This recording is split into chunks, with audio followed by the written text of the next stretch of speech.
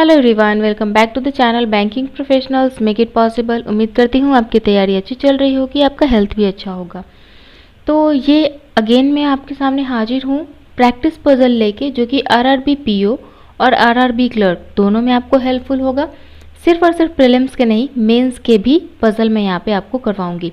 आज के सेशन में हम जो दो पजल करेंगे वो दोनों मेंस लेवल का है और आरआरबी पीओ लेवल का है। ठीक है, तो उम्मीद करती हूँ आपने अभी तक चैनल को सब्सक्राइब कर लिया होगा। नहीं किया है तो सब्सक्राइब करके बेल आइकन दबा लीजिए ताकि आगे आने वाले वीडियो के अपडेट आपको मिलते रहें। तो चलिए शुरुआत करते हैं। अभी तक अगर आपने पिछले वीडियोस नहीं देखे हैं इस प्लेलिस्ट के, तो प्लीज़ एक बार जाके उसे देख लीजिए ताकि आपको क्लियर हो जाए कि आखिर पज़ल बनाने का रूल क्या है, ठीक है, कंडीशंस क्या है। तो ये अगर आपको पता है तो बहुत आसानी होगी आपको बनाने में। ठीक है, तो चलिए शुरुआत करते हैं। यहाँ पे है, ये मेंस लेवल का पजल है। ऑब्वियसली इसमें आपको थोड़ा टाइम ज़्यादा लगेगा, बट प्रैक्टिस आपको इसका भी टाइम रिड्यूस करवा सकता है। स्टार्टिंग टाइम में अगर आप बिगनर हैं तो आपको इसको बनाने में लगभग 8 मिनट लगेगा। ठीक है, लगभग 8 मिनट आपको लग जाएंगे। लेकिन अगर आप प्रैक्टिस कर करके इसे अगर सॉल्व करना स्टार्ट कर दोगे तो आप मैक्सिमम 5 मिनट, ये मैक्सिमम 5 मिनट और ये मिनिमम 8 मिनट में बहुत डिफरेंस होता है। मैक्सिमम 5 मिनट का मतलब है कि आपका ये 4 से 5 मिनट में रेडी हो जाएगा। ठीक है, तो ये आप पे डिपेंड करता है। आप अगर बिगिनर है, 8 मिनट लग रहा है तो डोंट वरी, आपको डिप्रेस होने की ज़रूरत नहीं है। प्रैक्टिस करते रहिए, आपको ये 4 से 5 मिनट में भी आप ही बनाएंगे इसे। ठीक है, तो चलिए शुरुआत करते हैं।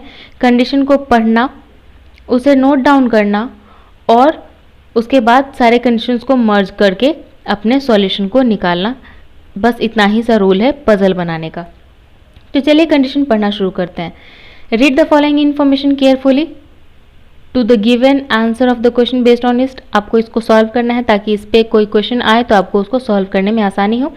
9 person are going to attend an interview in different month viz January, February, March, April, May, June, July, September और अक्टूबर। 9 महीना है जिसमें 9 लोग अलग अलग मंथ में इंटरव्यू देने जा रहे हैं। ठीक है, but not necessarily in the same order. Same order में होगा तो फिर ये पजल ही नहीं होगा, तो सेम ऑर्डर में नहीं है।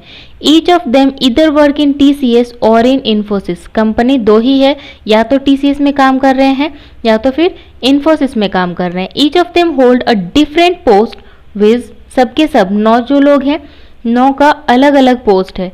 HR, manager, CEO, clerk, receptionist, engineer, officer, content writer end developer. ये 9 पोस्ट हैं, but again not necessarily in the same order. ये तो होना ही है, अगर सेम ऑर्डर में होगा तो फिर पजल ही नहीं बनेगा। ठीक है, तो यहाँ पे मैं क्या करूँगी, मैं सारे मंथ का एक बार नाम लिख लेती हूँ। ठीक है, देखिए इस पेज पे तो बनेगा नहीं, तो ये मैं यहाँ से जनवरी, February, March, April, May, June, July, September और अक्टूबर। तो चलिए हम लोग इसे लिख लेते हैं यहाँ पे। ठीक है, जनवरी, February, March, April, May, June, जुलाई, अगस्त नहीं था यहाँ पे, सितंबर और अक्टूबर। अब यहाँ पे मैं क्या करूँगी, इसके साथ साथ इसका, अभी तक तो हमने पूरा कंडीशन पढ़ा नहीं है, बट फिर भी मैं करती हूँ क्या कि सबके डेज लिख लेती हूँ, ताकि अगर आगे हमें डेज का कंडीशन मिल जाए तो हमें कोई प्रॉब्लम ना हो। तो मैं यही करती हूँ। ठीक है, जून तो 30 होगा, जुलाई 31 होगा, सितंबर 30 होगा, अक्टूबर 31 होगा। ठीक है, तो इस तरीके से करके हमने मंथ यहाँ पे बना लिया। अब मैं सारे को बाइफरकेट कर दूँ, लाइन कर लूँ, ताकि कंडीशन जब लिखूँ तो इस मंथ का उस मंथ में ये लाइन ना चला जाए। तो ये कर लिया मैंने, फ्रेम तैयार। ठीक है, आगे देखते हैं। सबके सब एचआर, मैनेजर, सीईओ, कंपनी दो है, टीसीएस या फिर इन्फोसिस। यहाँ पे मैंने क्या किया, टीसीएस लिख लूँगी या फिर इन्फोसिस, या तो टीसीएस है या तो फिर इन्फोसिस है। ठीक है, यही दो कंपनी है। पोस्ट कौन कौन सा है, एचआर है, मैनेजर है, क्लर्क है, और कौन सा है देख लेते हैं, HR, manager, CEO, receptionist, engineer, officer, CEO, receptionist, officer, engineer, content writer और एक डेवलपर। ठीक है, इतने लोग थे, 3 6 3 9 पोस्ट भी हो गया। आगे देख लेते हैं। अब हम लोग क्या करते हैं, कंडीशन को नोट डाउन करना शुरू करते हैं। अब यहाँ पे मैं अगर कंडीशन लिखना शुरू कर दूँ इसी पेज पे तो थोड़ा कन्फ्यूज़न होगा कि कहाँ पे इसको यहाँ से उठा के मर्ज करना, तो मैं उसी पेज पे कंडीशन भी नोट डाउन करूँगी। There are 2 persons between the one who work in TCS as engineer and the one who work in Infosys as content writer.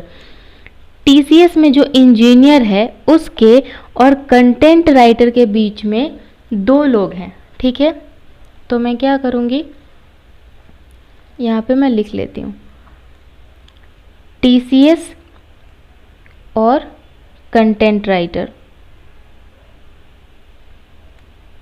के बीच में 2 लोग हैं। ठीक है, the one who 2 person work between the one who work in TCS as engineer. TCS में जो है वो इंजीनियर है। ठीक है, TCS इंजीनियर और कंटेंट राइटर के बीच 2 लोग हैं। ठीक है, यहाँ हमने कर लिया कंडीशन कंप्लीट। आगे देखते हैं, R work in TCS as CEO। R जो है वो CEO के रूप में TCS में काम करता है। तो पहले यहाँ पे एक और बात, यहाँ पे देखिए नाम हम लोग सर्च कर लेते हैं। यहाँ पे R है, P है, W है, S है, U है, V है, T है, X है, Q है। इसका मतलब कि ये नाम कौन सा है, P Q R S T U V W X, इतने नाम है। ठीक है, R work in TCS। R जो है वो TCS में काम करता है और CEO के पोस्ट पे काम करता है। P attend the interview in an even number of month but before W। P जो है वो इवन मंथ में काम करता है, तो या तो 28 दिन पे या तो 30 दिन पे, लेकिन ये काम करता है W के पहले। ठीक है, तो W के इमीडिएट पहले तो है नहीं, तो मैंने क्या किया, इसे डॉट डॉट से इंडिकेट कर दिया। ठीक है, the one who work in Infosys as receptionist. Infosys में जो रिसेप्शनिस्ट है, इन्फोसिस में रिसेप्शनिस्ट है, attend the interview in April. April में इन्फोसिस और रिसेप्शनिस्ट का कॉम्बिनेशन है, तो यहाँ पे मैं अप्रैल में इन्फोसिस और रिसेप्शनिस्ट का कॉम्बिनेशन मैंने यहाँ पे बना लिया। ठीक है, आगे बढ़ते हैं, अगला कंडीशन देखते हैं। S attend interview in February. S जो है वो फरवरी में इंटरव्यू अटेंड करता है and work in Infosys as clerk. Infosys में क्लर्क है और फरवरी में है कौन, एस। तो देखिए फरवरी में यहाँ पे मैंने एस कर लिया, इन्फोसिस में है और क्लर्क है। ठीक है, ये इसका कंडीशन फुलफिल हो गया। 3 कंडीशन है, मंथ में, कंपनी, पोस्ट और पर्सन। ठीक है, आगे देखते हैं अगला कंडीशन क्या बोलता है। As attend interview in February and work in Infosys as clerk. The one who attend work in Infosys as manager attend the interview in October. अक्टूबर में जो काम कर रहा है वो Infosys में है और मैनेजर पोस्ट पे है। अक्टूबर में Infosys और मैनेजर है। अक्टूबर में अगेन Infosys है और मैनेजर पोस्ट का है। ठीक है, कौन है ये हमें नहीं पता है। अगला कंडीशन पढ़ लेते हैं। P does not work in Infosys as officer. P जो है वो Infosys में नहीं है। ठीक है, ये Infosys में नहीं है और क्या नहीं है, ये ऑफिसर नहीं है। P जो है Infosys में भी नहीं है और ऑफिसर भी नहीं है। U work in TCS as engineer. U जो है वो TCS में है और इंजीनियर है। And attend the interview in odd number of month. Odd number of month का मतलब है कि ये 31st डे जिस मंथ में होगा उस मंथ में ये काम करेगा। ठीक है, there is only 1 person between you and भी। यू और भी के बीच में सिर्फ और सिर्फ एक इंसान है। T attend the interview immediate after x. X के जस्ट बाद कौन अटेंड कर रहा है इंटरव्यू, टी। ठीक है, B does not attend the interview in January. B जो है वो जनवरी में नहीं है, तो इसे हम लोग आगे बढ़ के इसी कंडीशन में नोट डाउन कर लेते हैं। भी जो है यहाँ पे नहीं है। आगे देखते हैं, Q attend interview after W. Q जो है वो डब्लू के बाद अटेंड करता है, तो यहाँ पे डब्लू लिखा, उसके बाद डॉट डॉट करके क्यू लिखा। क्यों? क्योंकि इसके इमीडिएट आफ्टर है, इमीडिएट बिफोर है, ये हमें नहीं पता है। There are 3 person between R and U. R और यू के बीच में 3 लोग हैं, ठीक है। The one who work as content writer attend the interview immediate after B. B के जस्ट बाद जो है वो कौन है? कंटेंट राइटर है, ठीक है। T attend interview in April. T जो है वो अप्रैल में इंटरव्यू अटेंड कर रहा है, तो अप्रैल में हमने यहाँ पे टी लिख लिया, ठीक है। यहां तक हो गया कंप्लीट। आगे देखते हैं इसका अगला कंडीशन क्या बोलता है। The one who work in TCS as developer attend interview in March. मार्च में जो है TCS में काम करने वाला और डेवलपर पोस्ट पे है, ठीक है। तो मार्च में हमने क्या लिखा? TCS, और यहाँ पे लिखा डेवलपर। कौन है हमें नहीं पता, ठीक है। तो यहाँ तक हो गया कंप्लीट। अब देखिए TCS इंजीनियर और कंटेंट राइटर, ये कंडीशन तो हमें यहाँ पे कुछ मिल नहीं रहा है, तो चलिए बैक पेज पे ही चलते हैं। यहाँ से अब हम लोग इसको कनेक्ट करने की कोशिश करते हैं, ठीक है। सबसे पहले मुझे जो दिख रहा है वो है X के इमीडिएट नीचे T है, ठीक है। और यहाँ पे T का पोजीशन हमें दिख रहा है कि T यहाँ पे है, इसका मतलब कि X यहाँ पे हो जाएगा। X के इमीडिएट नीचे T हो गया, ठीक है। अब आगे देखते हैं अगला कंडीशन कौन सा यहाँ पे मर्ज हो सकता है। सॉरी, तो ये हो गया हमारा कंप्लीट T, X और T वाला, ठीक है। अब देखते हैं U और V। यहाँ पे सबसे बड़ा कंडीशन अभी मुझे R, U और U भी दिख रहा है, ठीक है। R और U के बीच में 3 लोग हैं, U V के बीच में 1 और V के नीचे। तो यहाँ पे मैं इसे क्या कर रही हूँ, फिर से लिख ले रही हूँ, ठीक है। देखिए R और U के बीच में 3 लोग हैं, U और V के बीच में 1 है और V के जस्ट नीचे कंटेंट राइटर है, ठीक है। अब यहाँ पे U का जो केस था, यहाँ पे आप देख लीजिए। U का जो केस है कि U कौन से मंथ में रहता है, तो U रहता है 31st नंबर ऑफ डेज में, ठीक है। U 31st number of days में है और TCS और इंजीनियरिंग पोस्ट पे है, TCS और इंजीनियर पोस्ट पे है, ठीक है। तो U है TCS और इंजीनियर, ठीक है। U रहेगा 31st नंबर ऑफ डेज पे। अब यहाँ पे देखते हैं 31st नंबर ऑफ डेज ये बचा है और 31st नंबर ऑफ डेज ये बचा है। अगर हम लोग U को यहाँ रखते हैं, U को यहाँ रखा तो V को यहाँ रखना पड़ेगा, V के जस्ट नीचे कंटेंट राइटर यहाँ पे हो जाएगा, ठीक है। अगर U को हम लोग यहाँ पे रखते हैं तो एक पोस्ट छोड़ के दूसरे पोस्ट पे कंटेंट राइटर, यहाँ पे तो नहीं होगा क्योंकि V के जस्ट नीचे कंटेंट राइटर है, ठीक है। तो यहाँ पे तो U नहीं होगा, तो U यहीं बैठेगा, ठीक है।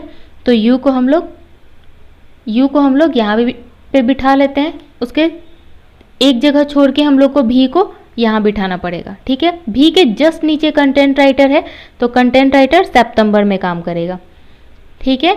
अब देखिए कि U और R के बीच में 3 लोग हैं, ठीक है। तो 3 लोग 1 2 3, यहाँ पे तो R होगा नहीं, ध्यान से समझिएगा। R यहाँ पे नहीं होगा, उसके पीछे और भी कंडीशन है। यहाँ पे देखिए R क्या है, R यहाँ पे ऑलरेडी TCS और CEO पोस्ट पे है, R TCS और CEO पोस्ट पे है, तो यहाँ पे तो R होगा नहीं, R TCS और CEO पोस्ट पे। तो यहाँ R कैसे हो सकता है, क्योंकि यहाँ ऑलरेडी इन्फोसिस और मैनेजर है। तो ऊपर चल के देखते हैं, तो यहाँ पे 1 2 3 जगह बची है, तो R यहाँ हो जाएगा। और ये TCS में काम कर रहा है, पोस्ट इसका CEO का है, ठीक है। ये यहाँ तक कंप्लीट हो गया, ठीक है। अब U जो है वो TCS में काम कर रहा है और ये इंजीनियर है, ठीक है, ये इंजीनियर है। ये कंडीशन हमारा हो गया कंप्लीट। आगे देखते हैं और क्या रह गया है यहाँ पे। ये तो हो गया। अब देखिए इन्फोसिस में जो काम करता है वो रिसिपेंट है, ये हो गया, ये भी हो गया। S इन्फोसिस पे है और क्लर्क है ना। S अटेंड इंटरव्यू इन फरवरी, इन्फोसिस और क्लर्क। तो S का तो कंडीशन हमारा कब का कंप्लीट हो गया, तो यहाँ पे मैं इसे भी मार्क कर देती हूँ कि एस का कंडीशन यहाँ पे हो चुका है। ठीक है, इन्फोसिस में काम करने वाला ये रिसेप्शनिस्ट है, तो ये भी आई गेस कि हो गया था। हाँ, इन्फोसिस में काम करने वाला रिसेप्शनिस्ट है, ये हो चुका है। अब अगला कंडीशन यहाँ पे सबसे बड़ा कंडीशन मुझे ये दिख रहा है कि P जो है वो 28 और 30 दिन में से किसी दिन में है। P के नीचे W है और W के नीचे Q है, इसका मतलब 3 जगह खाली होगा। ठीक है, तो P जो है 28 या 30 दिन में से किसी एक दिन है। P के नीचे W, W के नीचे Q, 3 जगह हमें कहाँ कहाँ दिख रहा है, 1, 2 और 3। तो इसका मतलब है कि P यहाँ पे हो सकता है क्योंकि नंबर ऑफ डेज यहाँ पे 30 है। P के नीचे W और W के नीचे Q होगा, क्योंकि इमीडिएट नीचे इमीडिएट ऊपर ऐसा कुछ नहीं लिखा हुआ है, तो इमीडिएट भी हो सकता है, गैप लेके भी हो सकता है। ठीक है, तो ये जो P, W और Q वाला कंडीशन था ये भी हमारा हो गया कंप्लीट। ठीक है, ये कंडीशन हो गया हमारा कंप्लीट। अब यहाँ पे देखिए P से रिलेटेड एक और इन्फॉर्मेशन मुझे यहाँ पे दिख रहा है कि P इन्फोसिस में नहीं है और ऑफिसर भी नहीं है। कंपनी सिर्फ और सिर्फ 2 है, इन्फोसिस या तो फिर TCS। जब P इन्फोसिस में नहीं है, ऑफिसर भी नहीं है, इन्फोसिस में नहीं है तो कहाँ होगा P? P होगा TCS में। ठीक है, ये ऑफिसर नहीं है तो हमारे पास कौन कौन सा बच गया? अब ये देखिए, CEO तो हो गया ऊपर, क्लर्क भी हो गया, डेवलपर हो गया, रिसेप्शनिस्ट हो गया, इंजीनियर हो गया, कंटेंट राइटर हो गया, मैनेजर हो गया। तो बचा कौन सा? ऑफिसर और HR। जब P ऑफिसर है नहीं तो P क्या हो सकता है? HR पोस्ट पे हो सकता है। ठीक है, अब ये HR पोस्ट पे हो गया तो आगे सिर्फ और सिर्फ V के लिए कौन सा पोस्ट बच गया है? ये पोस्ट बच गया है ऑफिसर का। ठीक है, यहाँ तक कंप्लीट। TCS वाला इंजीनियर है और कंटेंट राइटर के बीच में 2 पोस्ट है। ठीक है, तो ये देखिए TCS वाला इंजीनियर है U और उसके और कंटेंट राइटर के बीच में 2 पोस्ट है, ये भी हो गया यहाँ पे कंप्लीट। अब देखते हैं कि TCS और इन्फोसिस में कौन सा यहाँ पे कंडीशन हमारा फिट बैठता है। ठीक है, चलिए देखते हैं। अब P जो है ऑफिसर नहीं है और इन्फोसिस में नहीं है, इसका मतलब कि ऑफिसर जो है वो इन्फोसिस में नहीं है तो ऑफिसर कहाँ हो सकता है? TCS में ही होगा। ठीक है, अब कंटेंट राइटर का TCS और इन्फोसिस में हमें नहीं पता कि ये कौन से कंपनी में है, तो ये TCS और इन्फोसिस दोनों में से किसी में बैठ सकता है। ठीक है, तो ये हो गया आपका सॉल्यूशन कंप्लीट। ठीक है, जनवरी में TCS CEO R है, फरवरी में इन्फोसिस क्लर्क S, मार्च में TCS डेवलपर X, अप्रैल में इन्फोसिस रिसेप्शनिस्ट T, अप्रैल में T, मई में हो गया TCS इंजीनियर और U, जून में हो गया TCS HR और P, जुलाई में TCS ऑफिसर भी, सितंबर में TCS या इन्फोसिस कौन है हमें नहीं पता, कंटेंट राइटर है W, और अक्टूबर में इन्फोसिस है, मैनेजर है और Q। तो ये हो गया आपका सॉल्यूशन यहाँ पे कंप्लीट। उम्मीद करती हूँ आपको समझ में आया होगा, आपको लिंक करना भी यहाँ पे समझ में आ गया होगा। ठीक है, इसका स्टैंडर्ड टाइमिंग आपको मैंने पहले ही बता दिया है कि अगर आप बिगनर हैं तो आपको यहाँ पे मैक्सिमम 8 मिनट लगेगा। ठीक है, मिनिमम 8 मिनट लगेगा, सॉरी, और मैक्सिमम आपका 10 मिनट लगेगा। ठीक है, अगर आप प्रो हो चुके हैं तो आपको 4 से 5 मिनट में ये सॉल्यूशन बन जाएगा, उससे ज़्यादा वक्त नहीं लगेगा। उम्मीद करती हूँ आप लोग इस टाइम को ज़रूर टच करेंगे, इस टाइम तक आप लोग ज़रूर आएंगे अपनी प्रैक्टिस से। चलिए आगे बढ़ते हैं। हाँ, ये सवाल जो आपको पूछा जाएगा ये मेंस लेवल का है, ये RRB PO मेंस लेवल का सवाल है और इस क्वेश्चन से रिलेटेड आपको 5 सवाल देखने को मिलेंगे। 5 सवाल का मतलब है कि इंटू 1.20 कर लीजिए तो 12×5=60 का मतलब है 6 नंबर के लिए ये सवाल आपसे पूछा जाएगा। ठीक है, आगे बढ़ते हैं। देखिए अगेन एक पजल है। 9 letters are arranged in such a manner to form a meaningful word।